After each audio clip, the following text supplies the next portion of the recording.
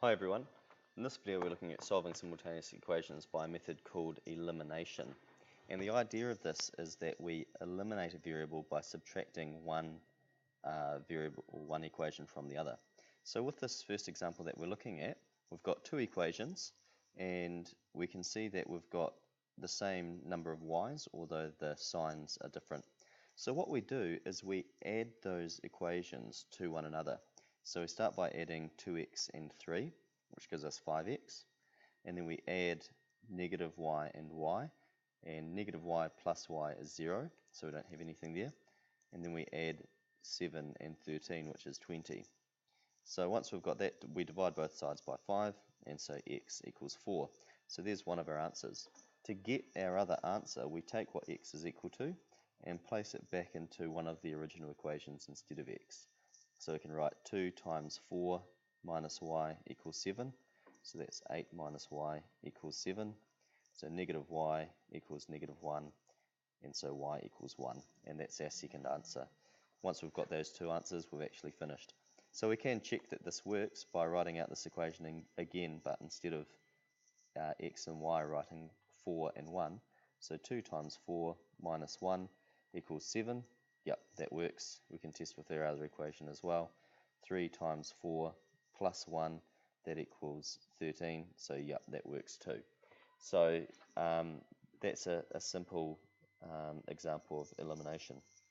In our second example, we're going to do elimination again, but you'll notice that none of the coefficients are the same. So in this case, we have to multiply each equation by a number so that we get some of the coefficients the same. So what I'm going to do is take equation 1 and I'm going to multiply that by 3, and that will give me 15x plus 6y equals negative 6. And if you're wondering why 3, you'll see in just a moment. So I'm going to take equation 2 and I'm going to times that by 2, and that gives me 8x plus 6y equals 8.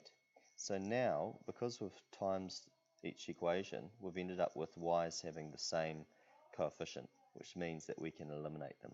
So in order to eliminate them this time, we're going to have to subtract them. So 15 minus 8, that's going to give me 7x. 6 minus 6, that's going to give me 0.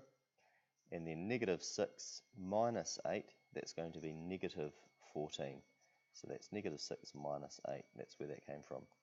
Okay, dividing both sides by 7, x equals negative 2. So once we get to here, it's the same process as with our previous equation. We take that value of x, put it back into one of our original equations instead of x. So that would be 5 times negative 2 plus 2y equals negative 2. So that's negative 10 plus 2y equals negative 2. So that means that 2y equals 8, and so y equals 4. And that's our other possible answer. Okay, so that's solving by elimination, and it's a powerful method for solving when equations are in this form. And so I'll get you to practice this skill on exercise 28.02. Thank you.